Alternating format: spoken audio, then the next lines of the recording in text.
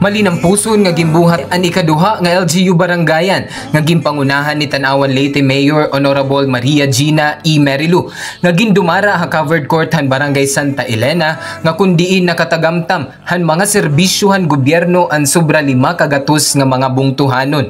Nagpapasalamat ako han naupod kami nga barangay ini nga Barangayan 2024 hanggang mayor paghigugma din bungtuhan Tanawan. Haiya pauna nga mensahe iginparayaw ni Mayor Gina ang mao nga aktibidad kumo pinakasahan hakaagihan aton bungto nga makag-organisar ang LGU hinusa nga barangayan. Pirahan mga serbisyo nga igindurot han munisipyo in amo an on-site valid ID processing sugad ang PhilHealth, PhilSys, solo parent, PWD ngan senior citizen nga mga ID. Paghatag hadaig financial assistance, seedling distribution, medical, dental, optical, pagproseso han building permit ug voters registration han COMELEC ngan damo nga iba pa nga kinasingkasing nga iginpapasalamat han mga taghimaryo han mga barangay han Kabarasan Guti, San Isidro, Gindag-an, Malagikay ngan Santa Elena.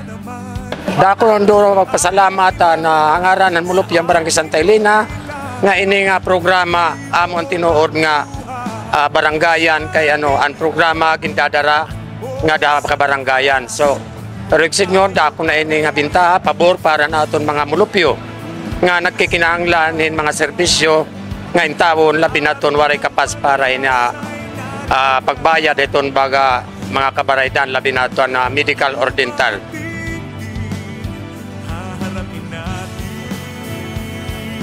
Nagpapasalamat kami nga usa na mo barangay ang Barangay San Isidro nga nakaabil hini nga barangayan nga pinangunahan ini naton minahal nga Mayor Gina nga siring pa ini nga mga serbisyo ha munisipyo iginlusad nga diha barangay. Dako tampo salamat kay dako ini nga oportunidad kumbaga hakuan diri na ni para sayan nga tusawang kay mga serbisyo han munisipyo iginlusad nga diha barangay. Damo nga salamat nagtuhanan aton aktibo nga mayor kan Ma'am Gina Merilu, kaupuran mga SP members, tapos nagtuhan aton governor kan Governor Ikot Petilia ngan an kuang gihapon ang tingog party list. Damo nga salamat sa iyo nga hini na aton barangayan nga usa na amon barangay nga naka apil hini nga barangayan didi naging buhat ha Barangay Santa Elena, Tanawan Leyte. Damo-damo nga salamat sa iyo nga tanan. Kulus naman nga nagpapasalamat hi Mayor Gina kan Leyte Governor Ikot Petilia, Vice Governor Sandy Javier, House Speaker FM Romualdez, tingog party list pinaagi kan the representatives Yeda Romualdez ug Representative Judas Sidre, SB members, department and section heads and LGU Tanawan, PSA Leyte, volunteer dentist nga hi Dr. Quintin Octa Jr., barangay officials san 5 nga mga barangay han Malagikay catchment, nganhan mga volunteers nga binulig agud magin malinampuson ini nga aktibidad. Hati arabot nga mga bulan pagdadad unliwat ang barangayan ha sunod nga cluster han mga barangay han aton bungto.